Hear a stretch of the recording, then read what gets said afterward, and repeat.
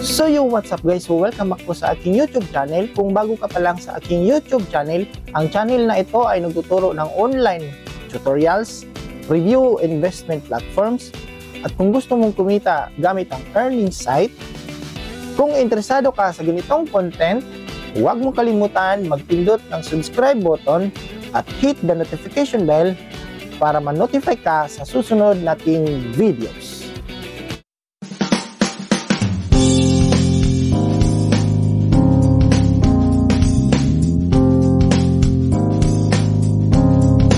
Disclaimer: this channel does not promote or encourage any illegal activities.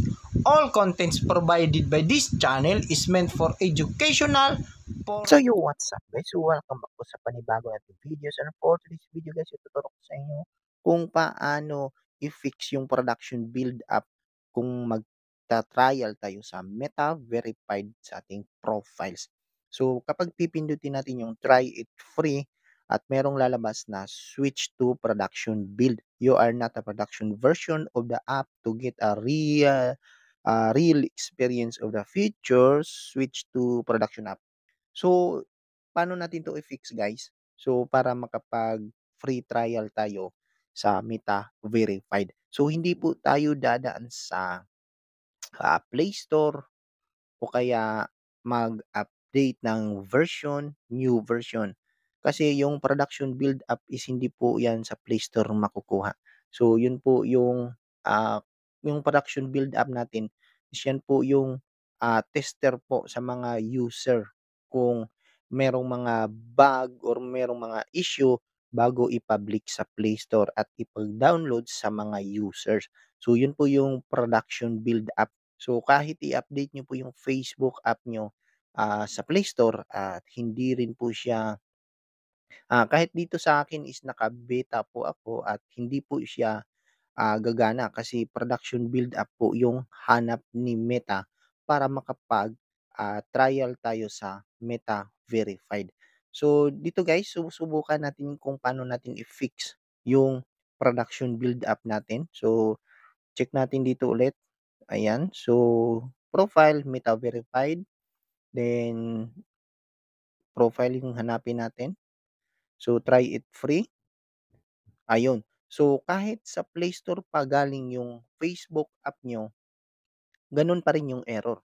So, dito, i-uninstall muna natin yung Facebook application natin para i-fix or paano natin trial yung Meta verified ni Meta or ni Facebook dito guys. So, uninstall muna yung Facebook application natin na ininstall galing sa Play Store. Ayan, so uninstalling Facebook. And then, next step natin guys, punta kayo sa Google Chrome or any browser.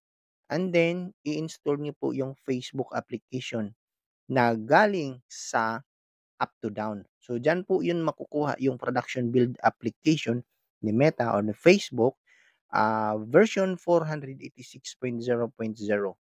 So, yun po yung i-download natin and then i-install natin. So, again, galing po sa up to down yung Facebook build app natin. Hindi po galing sa Play Store, kundi galing sa up to down. So, Google Chrome or any browser.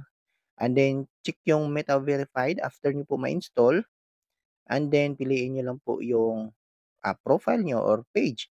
Ayun, so meron ng lumabas na try Meta Verified for 14 days. So, ibig sabihin yan guys, pwede na kayong makapag Meta Verified or makapag-try ng libre. So, 14 days po yan guys. Ayan, so dito may nakalagay na sign up.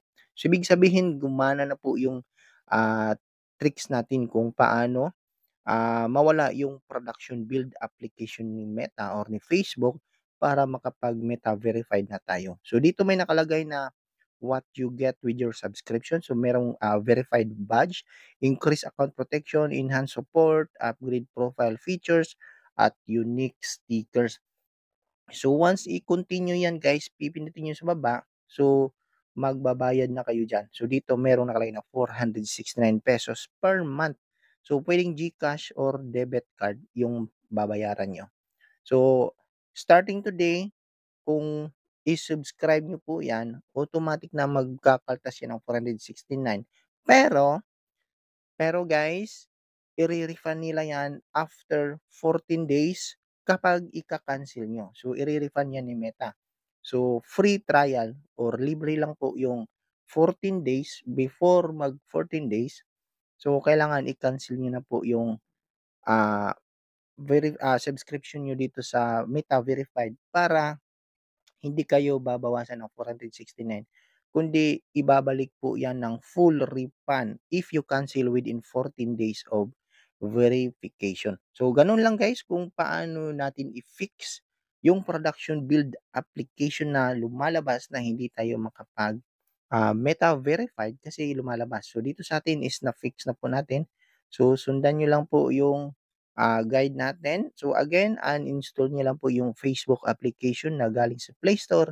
I-install nyo po galing sa up to down. So, yun lang po guys. So, kung may katanungan kayo sa ating video, pwede kayong mag-comment and pwede kayong mag-PM sa atin guys kung gusto nyo ng mga ganitong videos. So, follow for more.